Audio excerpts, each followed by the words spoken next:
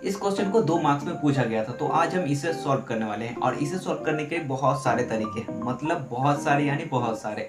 और इन्हीं बहुत सारे तरीकों में मेरा फेवरेट जो 2 मेथड है वो मैं आज आपको सिखाने वाला हूँ। तो चलो इसे सॉल्व करते हैं। तो यहाँ हम टेन थीटा को लिख सकते हैं साइन थीटा बटा कॉस थीटा, और ये बराबर होगा ए और बी का। तो यहाँ से मेरा साइन थीटा का मान आ गया ए और कॉस थीटा का मान आ गया मेरा बी।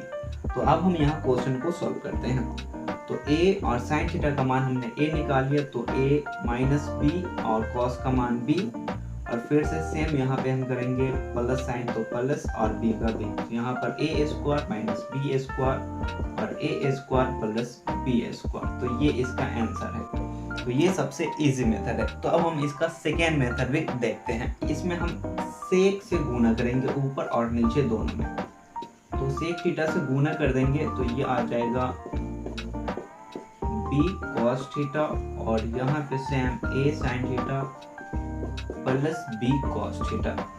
तो अब ये सेक दोनों के लिए है, तो यहाँ पर a sin theta into sec theta, यहाँ पर b cos और सेक ये 1 के इक्वल आते हैं, तो यहाँ पर 1 हो जाएगा। और सेम नीचे a sin theta into sec theta, और सेम यहाँ पे अभी b और ये 1 हो जाएगा, क्योंकि सेक थीटा और कॉस थीटा ये 1 के बराबर होते हैं। तो यहाँ पर हम ऐसा लिख सकते हैं साइन थीटा और ये सेक थीटा को 1 बटा कॉस थीटा, तो ये 10 के इक्वल आ जाएगा। तो ये पूरा पार्ट को हम बोल सकते हैं कि ये 10 के इक्वल होगा। तो a Guna tan theta minus b, and same यहाँ पर a Guna tan theta plus d। अब यहाँ पर टेन थीटा का मान हमें पता है a बटा b, तो मान यहाँ पे डालते हैं a गुना a बटा b माइनस b, एंड फिर से a गुना a बटा b प्लस b।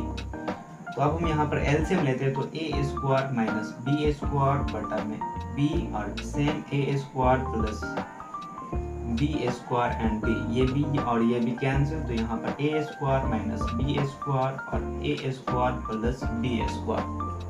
तो ये हमारा आंसर है। तो अब आप बताओ कि ये दोनों मेथड में आपको कौन सा मेथड सबसे ज्यादा इजी लगा। अगर आपके पास भी ऐसा कोई क्वेश्चन है जो आपके दिमाग खराब कर रहा है तो आप कमेंट कर सकते हो। और मैथ सीखने के लिए मेरे चैनल को सब्सक्राइब करके बेल आइकन ऑन कर लेना।